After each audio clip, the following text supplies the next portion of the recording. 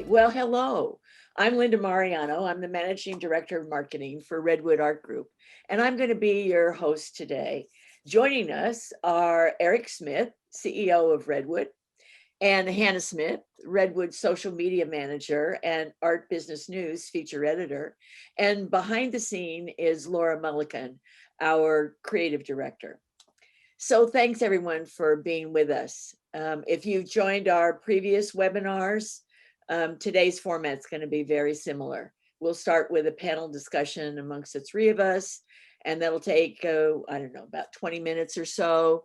And then afterwards, we'll have a Q&A. And as we go through, there might be questions that you have, and please put them in the Q&A. The Q&A is a little button down at the bottom of your Zoom screen. So when you click on that, you can type in your questions and we'll be monitoring them and answering them at the end. Today, we're going to be talking about the next RAVE virtual event, RAVE Art Expo New York, and it's scheduled for April 22nd, 23rd, and 24th. So this webinar, if you've been on some of the others, is going to take a little different tactic because Art Expo New York is a little different. It has a rich history dating back to the 80s and the 90s. Art Expo was the world's only fine art trade show during that time. And RAVE Art Expo New York is not only scheduled for the time we would usually be hosting the live event in April, we're setting the first 2 days aside to attract and appeal to trade buyers, just like we do for the live event. Of course, collectors can attend all 3 days as well. The Live Art Expo New York it's a big fair with 250 or more exhibitors.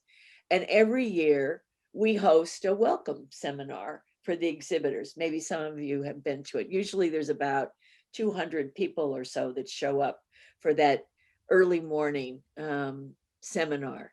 Today's webinar is a version of that welcome seminar, and we're going to give you information, tips, and things to think about when selling to the trade.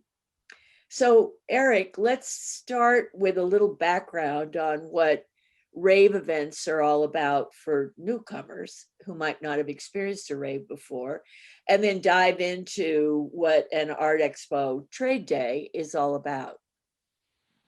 Well, first, Linda, you've got to pour the orange juice and coffee and muffins for everybody because I'm sorry, I forgot. that's why we get over 200 people at our seminar.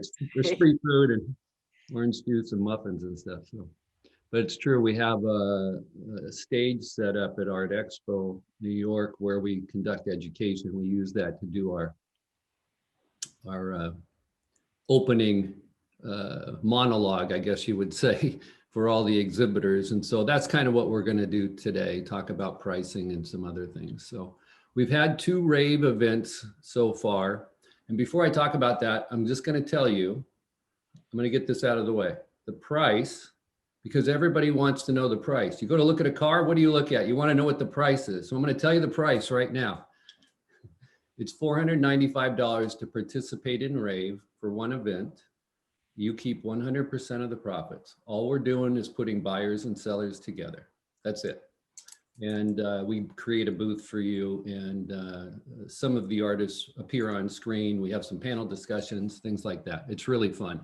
We've had 2 events so far, and the ones that really worked it like they would a regular trade show sold art, and they did well. One person sold 12 pieces.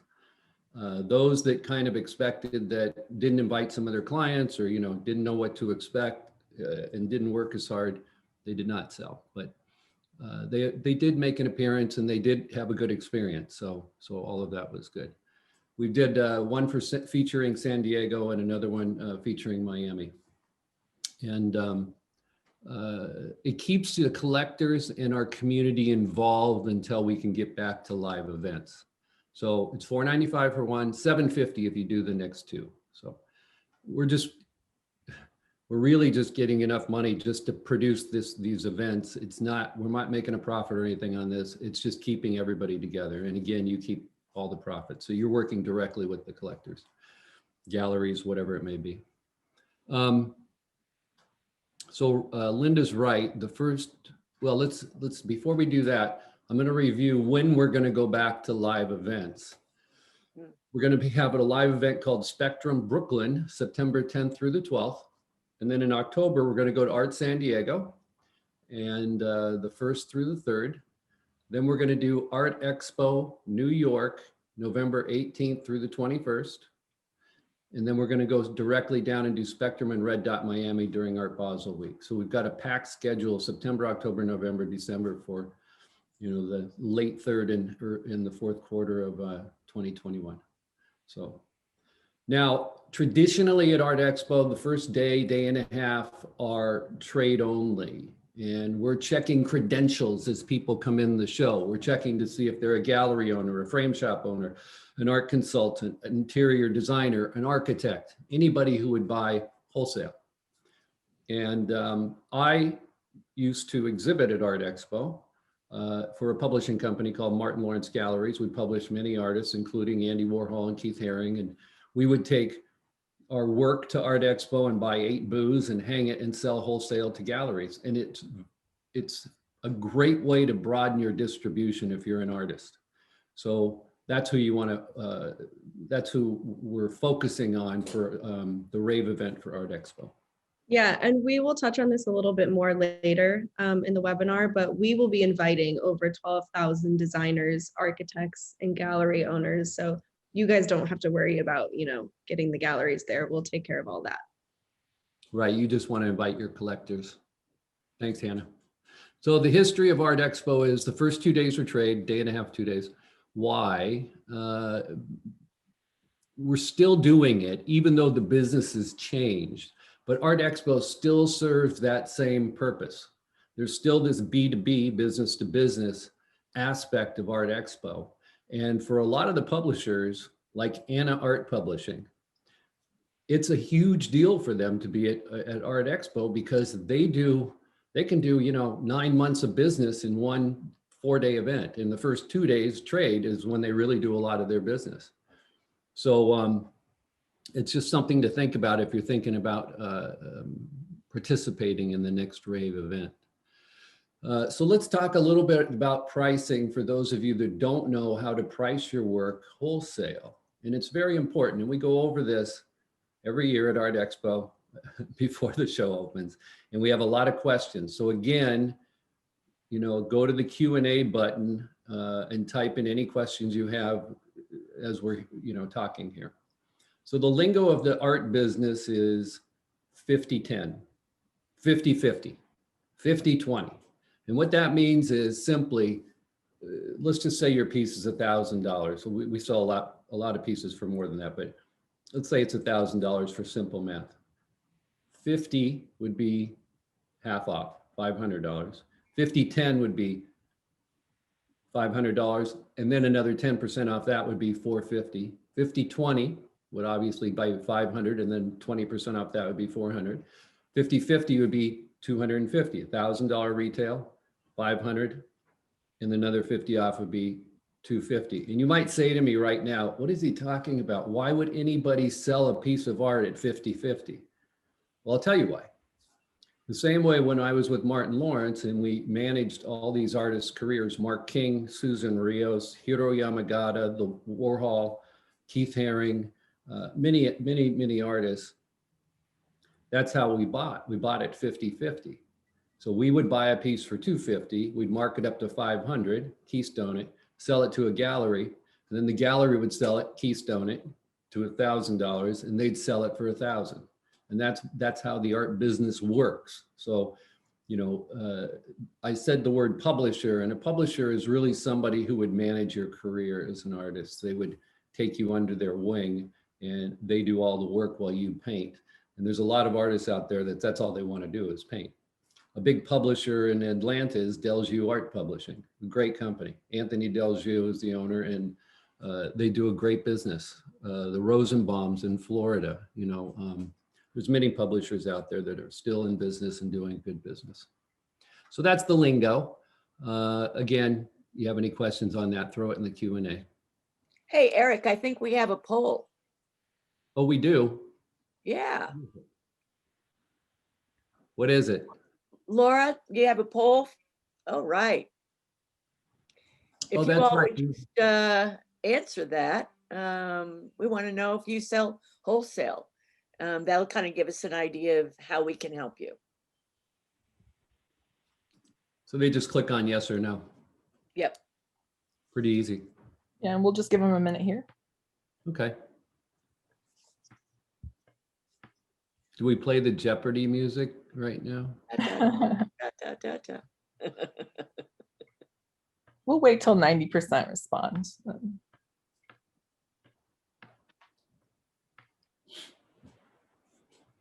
So what are the results, Laura? Do you have any results of the poll? Most people are saying no, 88% so far. 61 have voted, so. Yeah, that's why those that participate in Art Expo, the live event especially, it's so important. I can tell you that a lot of the publishers participate at Art Expo and a lot of galleries, and especially in a lot of them shop solo. And the solo area consists of about 180 artists, 150 artists. And most of these artists have already done street fairs and they've had some success, right? And they're selling their work, but they don't know how to sell wholesale. And they get challenged when a lot of the galleries are knocking on their door, going to their booth and, you know, wanting to buy the work. That's why we do this talk at the beginning of every Art Expo. So, and I guess kind of, you know, as you get into discussions with somebody who might want to buy your work wholesale, you know, be engaging. Think about a gallery owner and their responsibilities. They got to pay the rent. They got to hang the walls. They got to market themselves. They got to buy light bulbs, right? They might have an extra staff person.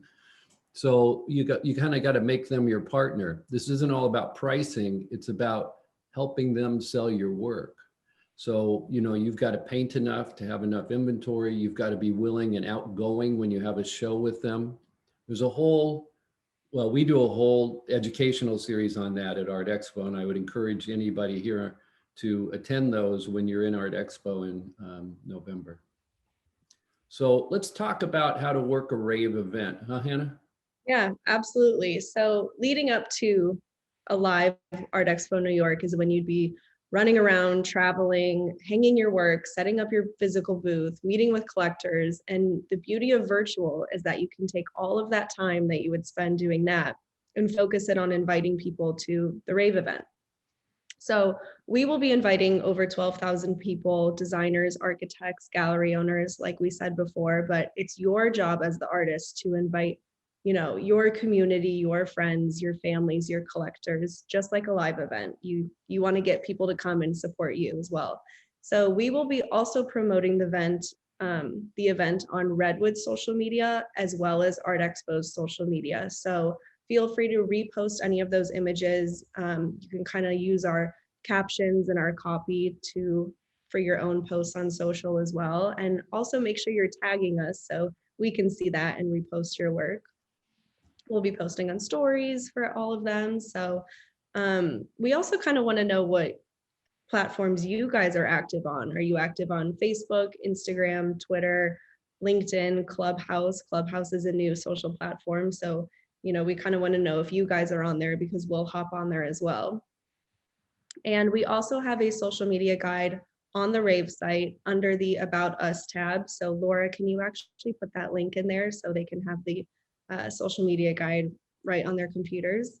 And that's just a really good tool to use, a little bit of caption ideas, you know, what to post on each channel, when to post, all of that good stuff. And then another thing about kind of how to work a RAVE event is that the beauty of social media is that people meet you before they physically meet you. So, you know, a gallery owner might go on the RAVE event and see your booth before the live event starts, and they're going to look at you, and then they're going to go to your social media and they're going to see what you're all about. So you want to make sure that's really prepped and ready to go. You know, you might be one of those people that's on Instagram, but you haven't posted since 2019. So a gallery owner is going to look at that and say, are they really, interested in selling their work and promoting themselves? So, if you aren't active on social right now, take this time leading up to Rave New York and just do one post a day for, 22 days, 25 days until Rave.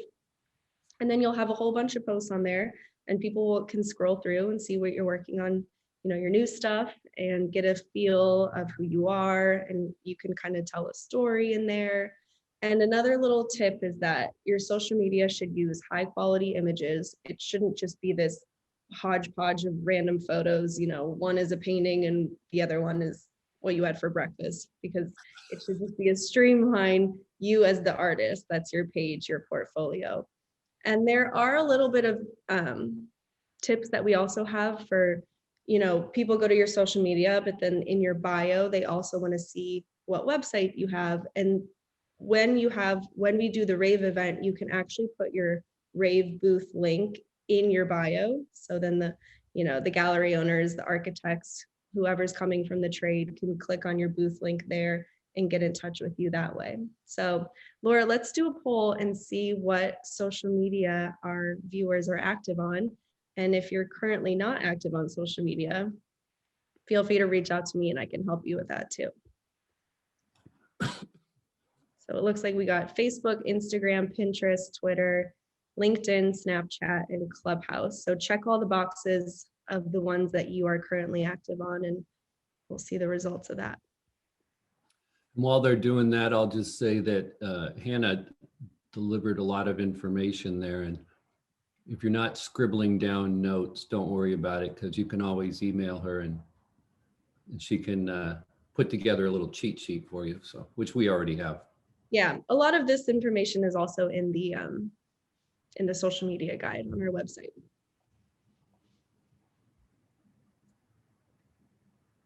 Do. All right, what do we have? Yeah, it's pretty cool. I'm going to end the poll and I'll share results. 83% on Facebook, 88% on Instagram. It's pretty good. Clubhouse got 8%, so that's interesting, Hannah. Awesome. Yeah, that's kind of a new platform that we kind of want to dive into, and you can do little webinars in there, and it's all just audio. So we wanted to know if you guys were active on there too. So a little bit more about pricing. Galleries usually expect like a 50 to 60% discount. Consultants would be somebody that is working for you regularly, and they would get about the same discount. Designers, architects, and like interior designers and architects, they're not going to buy your work and inventory it. They're just going to use you as a resource. So their discount is anywhere from 20 to 35%, depending on what you think you can do with them. And then publishers again would be 50-50, so they would buy 50-50. So, and that's kind of the way the pricing works. Linda, why don't we talk a little bit of how to create value for their pieces? Of course.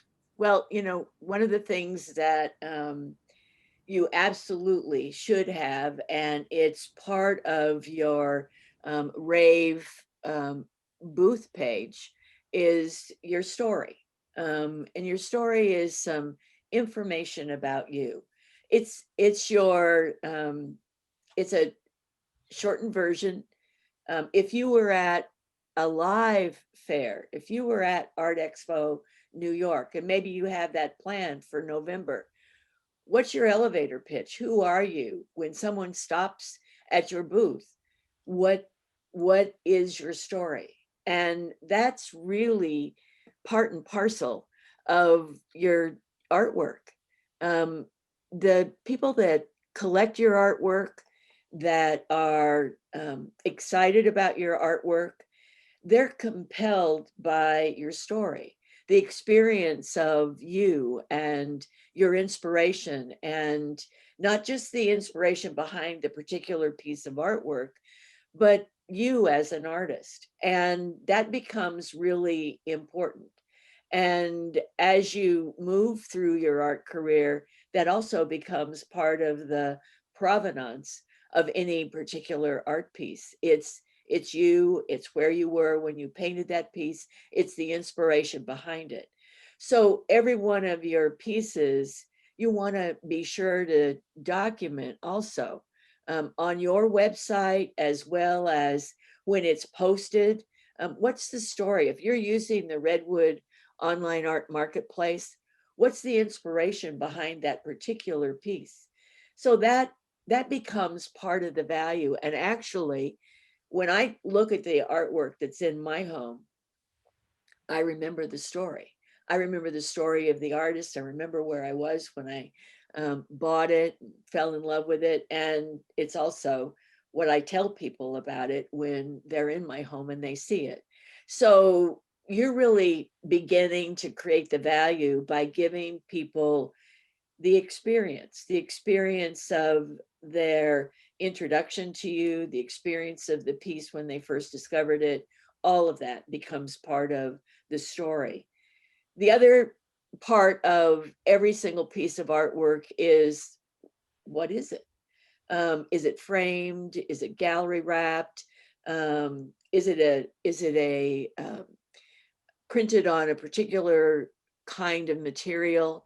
All of that adds value, and all of that becomes part of the description. And that's a really, in the art world, that's kind of like in any product, you always talk about features and benefits. So in the art world, that's a little bit of what that's all about, is what are the features of this particular piece. One of the things that a lot of people think about is, well, this artwork is a 30 by 30.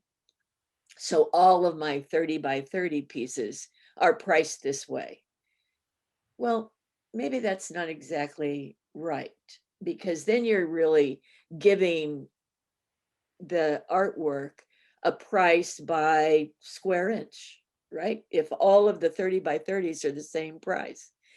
But is there one of those 30 by 30s that you created that somehow it's just a masterpiece? It's better than all the other 30 by 30s. And so that one may have a different price, a little higher price than all the other 30 by 30s. So take that into consideration. Not all of your pieces have to be, if they're the same size, framed the same way, or the treatment is the same, priced the same. So if there really are exceptional works, you want to think about pricing them differently. Yeah, so those are some of the things. Of course, the other things that add value are the certificate of authenticity. You want to be sure you have that, especially when you're selling to the trade. That becomes an important document and gives it authority. Yeah, not all Picasso's are priced the same, right? Right, exactly. He's got some masterpieces out there. That's for sure. So normally another thing we would talk about at the beginning of Art Expo is red dots and sold dots and hold dots and things like that. And if you can imagine, you've got a, if you're a solo artist, 4 by 20 booth, right? So somebody's going by your booth and there's a red dot up on 2 of the pieces. Well, you've already created this, people need permission to buy. And if they see that other people are buying your work, then they feel more comfortable buying your work. When we used to do shows in the galleries, we would invite our best clients in the night before we opened. So the show's opening on a Friday night. On Thursday, we'd probably host 20 collectors that were really good collectors and spend a little more time with them, have some wine and snacks and stuff, and then walk around and let them see the Hannah's laughing because I said snacks. And let them see the work before we open to everybody else. And that's a pretty compelling way to get people to buy because they feel like they've got, you know, the inside scoop here. And we traditionally sell 3 or 4 or 5 pieces, and then you'd have some red dots up. And then when the show opened, there's already some red dots up, and people felt a fear of missing out, FOMO, that they didn't want to, you know, miss out on getting a good piece, and you'd add some more dots. What I used to do at the shows is I would talk to a few people before the show and say, hey, I got this piece for you. Make sure you meet me at Art Expo on Friday at noon. And before they get there, I'd put a hold dot up on the piece. And then they'd show up and I'd say, oh, I was just holding it for you. But when other people are going by, they see that, you know, some of the pieces have already sold. So dots are important. Always have red dots with you. And always be closing, ABC. Ask for the sale. Always be closing. How do you want to pay for it? It's the greatest way to do it. Want to pay it on credit card? They might not have even committed, but they're showing buying signals, right? So you just ask, how do you want to pay for it? And then home shows. I know somebody said they were going to do a art fair or a festival outside on the chat thing, you know. And if you're doing that locally, I think they were going to do the Carlsbad show over here in San Diego. You know, home shows are very, very important. If you get somebody, we used to have viewing rooms in the galleries, right? But if you get somebody looking at a piece of art in your booth and they can't make a decision, just say to them, look, let's just see how it looks in your house. I'll come by after the show today. I'll load it in my van. I'll bring it by and we can talk more about the piece and we'll see how it looks in your house. And when you do that, don't just go with that one piece, take 4 or 5 more. Because if they don't like that piece, but you have more to show them, they might pick up on another one, or who knows, they might buy 2 if you give them a deal on 2 of them, right? So home shows are really, really, really important. I remember one story I'll tell you guys real quick. We had a Mark King show. He was this impressionist painter, and his paintings were $5,000, $6,000, $7,000.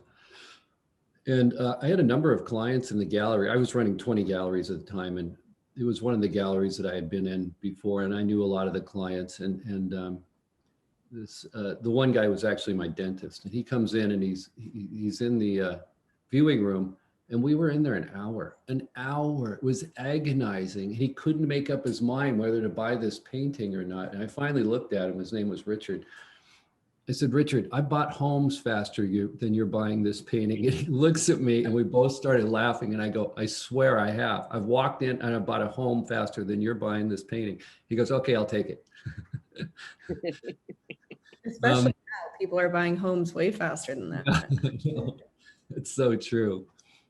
So anyway, Linda. Yeah, so let's just talk about RAVE Art Expo New York a little bit in terms of the programming. I want you to understand, you know, not just that we're going to invite this trade industry to come to the RAVE event, but we've got some cool things that we think both the trade and collector viewers will really respond to. We're going to be doing some seminars, some panel discussions where we bring together an internationally renowned designer, gallery owners, and even a real estate agent to tell us what's happening out there in the world. For Consumer Day, so Thursday and Friday of RAVE Art Expo New York are going to be those trade days. And then Saturday will be Collector Day. And we're thinking about bringing back Dave Navarro from the Red Hot Chili Peppers and learning what he's been up to over the last several months. And then we'll have RAVE Reveal with top designer picks from our exhibitor artworks. So there's a lot of fun things that we've got in the works right now. And I think it's going to be a great event, a little bit different like we've been talking about. And Laura, I know I've seen some questions in the chat, and maybe there's some in the Q&A. What questions do we have?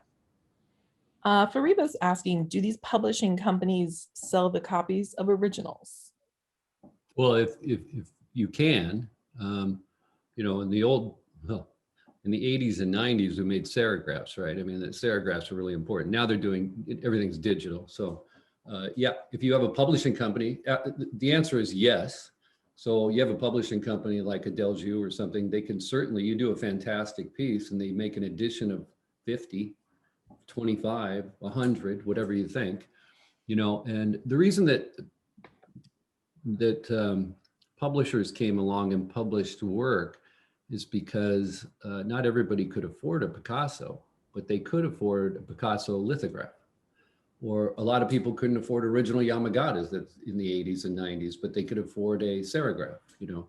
So that's, it distributes your work in a broader fashion and at a lower price. So I would absolutely do that. Signed and numbered limited editions of digital prints, you know, and if you can sell those at $1,295, $995, $1,495, you know, it's especially if they're 30 by 40 pieces, it's still a lot of art for a reasonable amount of money. So I would definitely do that.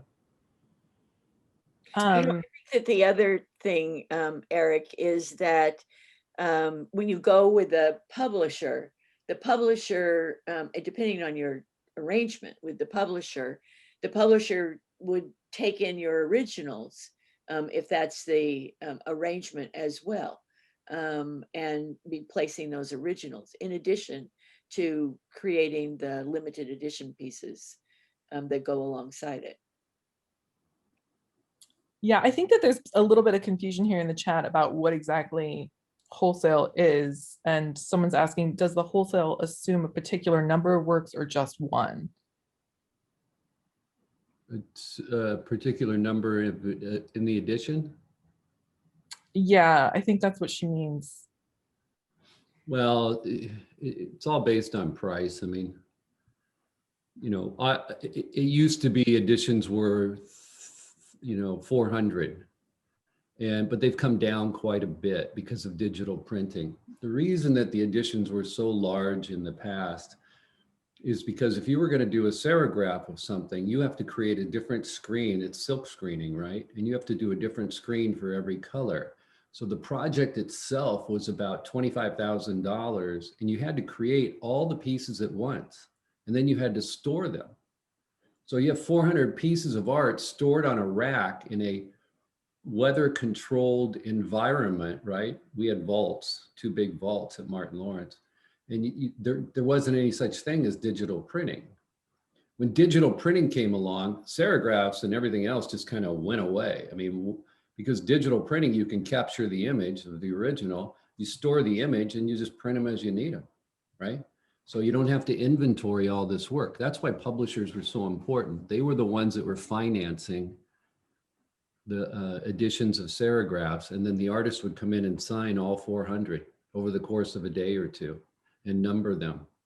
And then the publisher would sell the pieces, and it's whatever arrangement you made. What we did was we paid for the publishing of the pieces, and then as we sold them, we paid the artist a royalty on every piece. And it was substantial. I mean, Yamagata was a millionaire, you know, he sold a lot of work. So that's kind of how that works. Today, you can do it by yourself as an artist. I mean, the barrier of entry is completely lowered.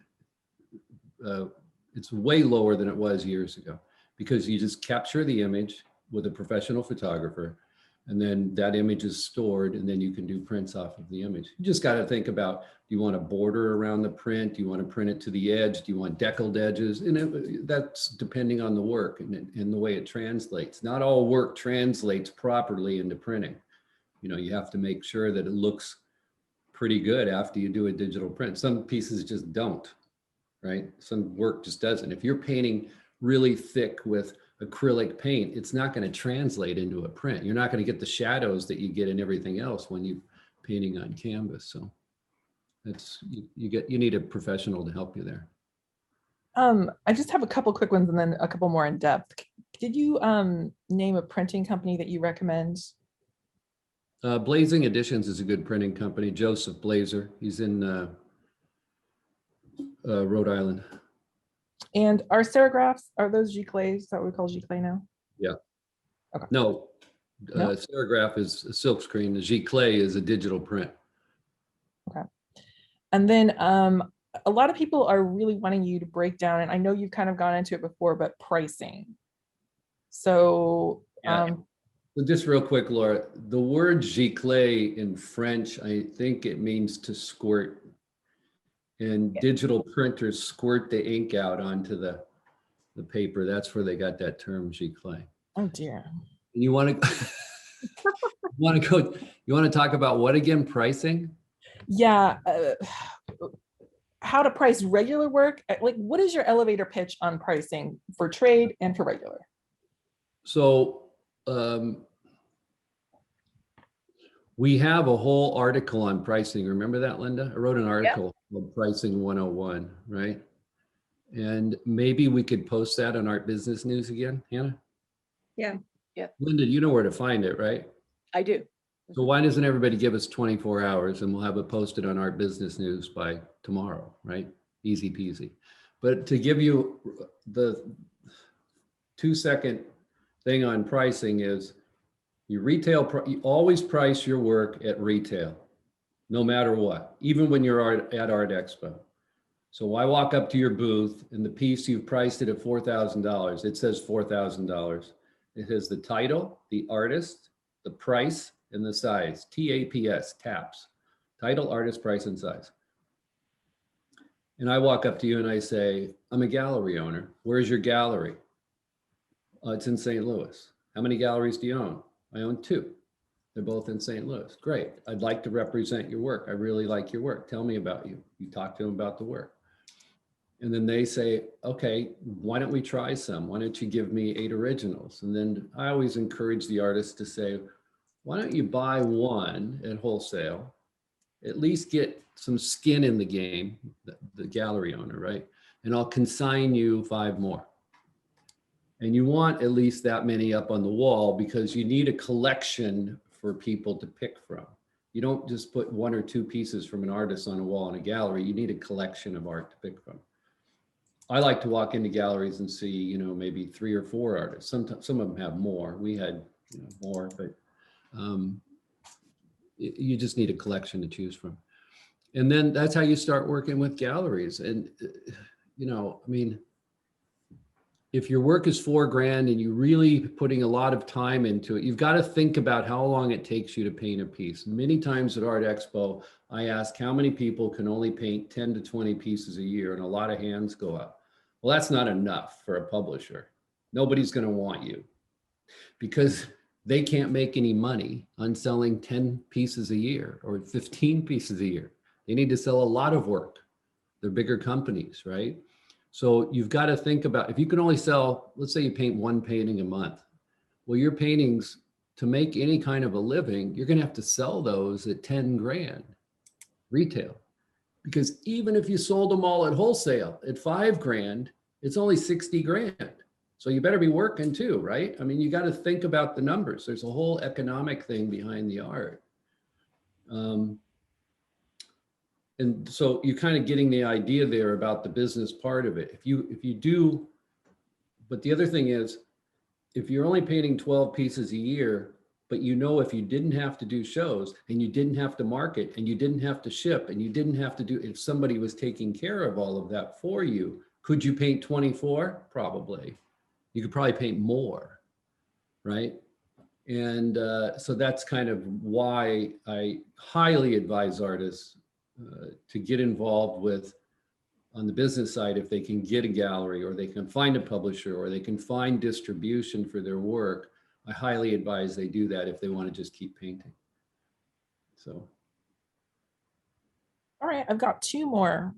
Someone is confused. Is this just for RAVE New York or the trade show and the RAVE? Also, the price for participation at the beginning, is that only for veteran participants?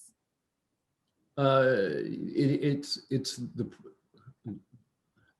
the trade event for RAVE New York is parallel to what we do at the live event at Art Expo New York. So we have wholesale buying the first day of Art Expo, and we're doing that for 2 days at RAVE. So it's synonymous. It's the same.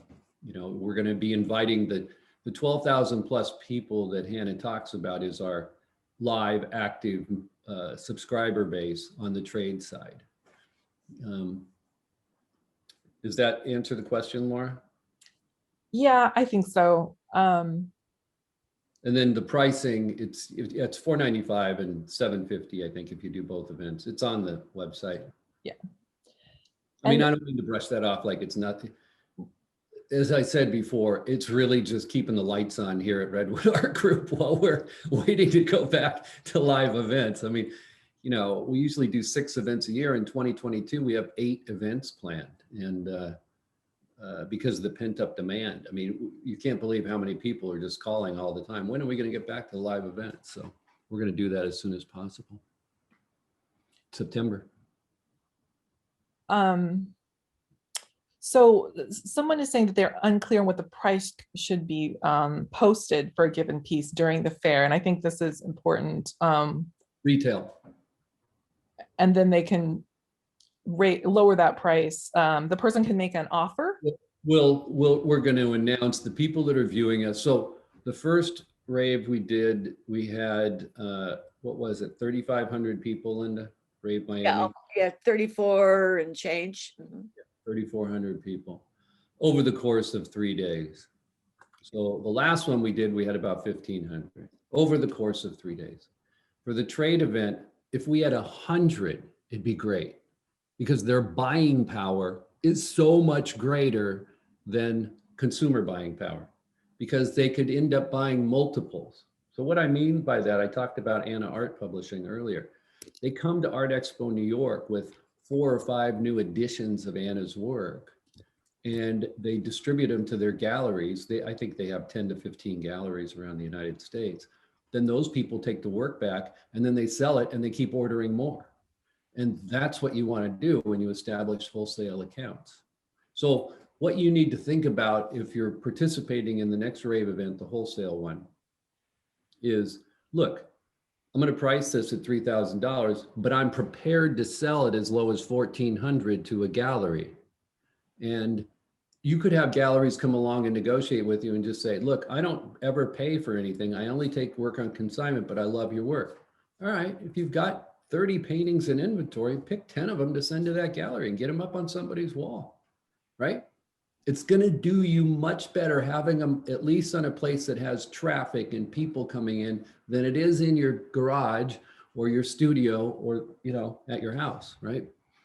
So that's your, you know, it's like going to a market, you know, every grocery store you go into says they don't make any money on coffee, but you got to have coffee in the market, right? So, you know, you want to make money on your art, obviously, but you also want it in the market, and the market is the gallery. So, you know, that's what we're trying to. One of the things I want to just add here, just for clarity, because I'm watching some of these questions, is any and all of this conversation about the trade could happen at any event.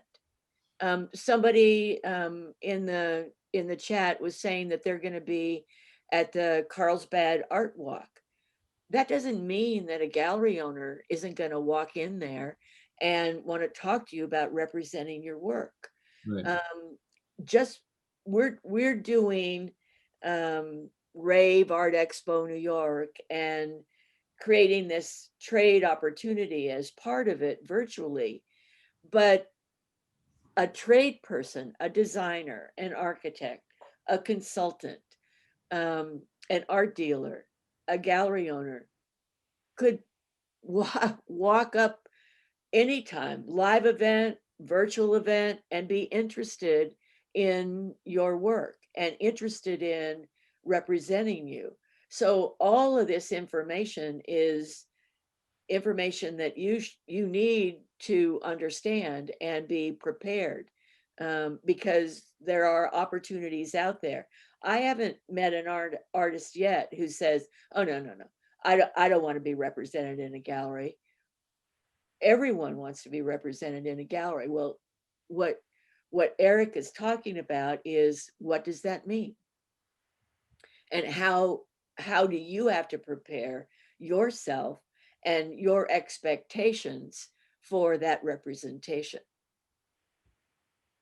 And And virtual is working for that. We belong to CISO and Society of Independent Show Organizers and IAEE, the International Association of Exhibition and Events, kind of hard to say.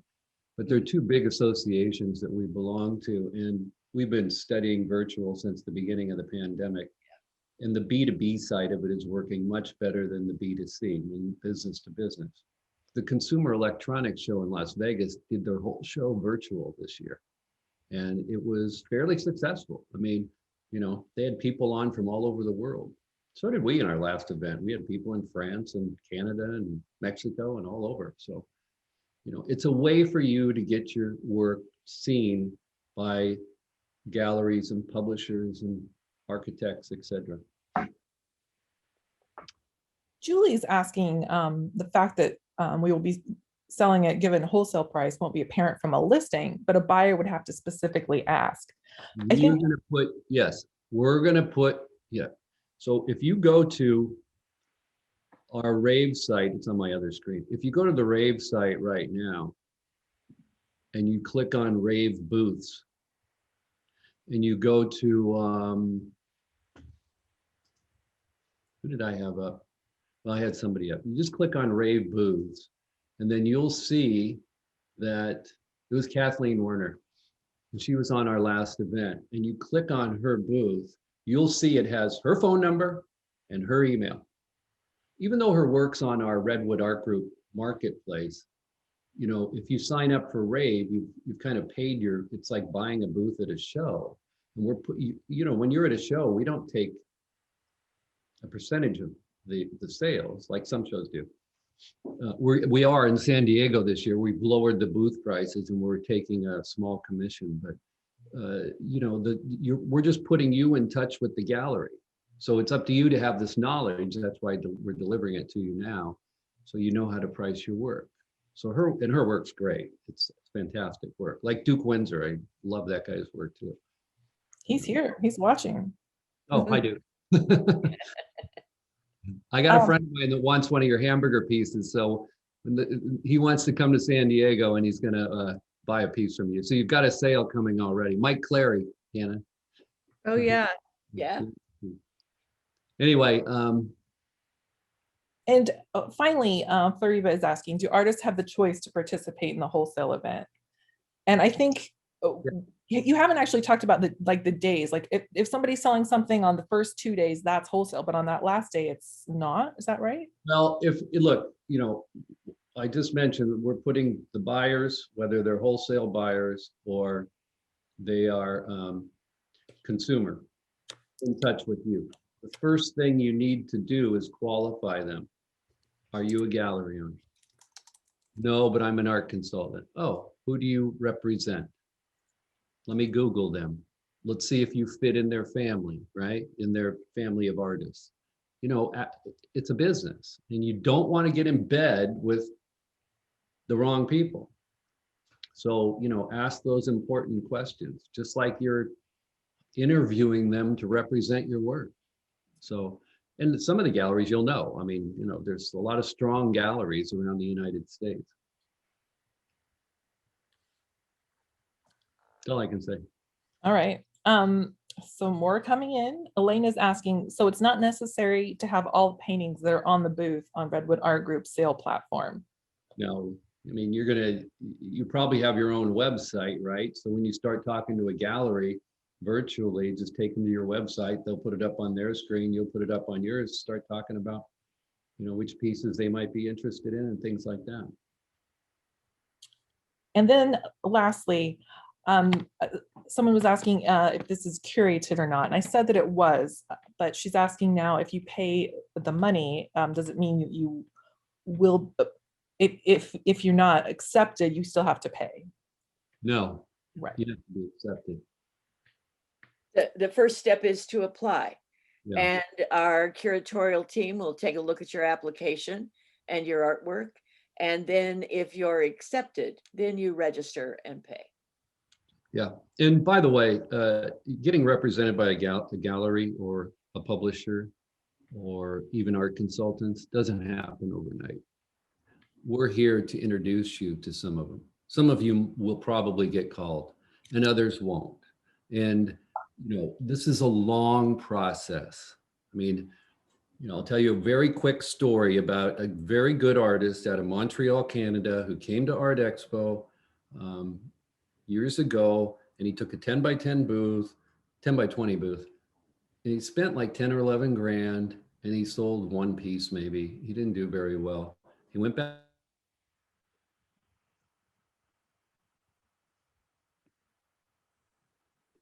We lost Eric. I think we did.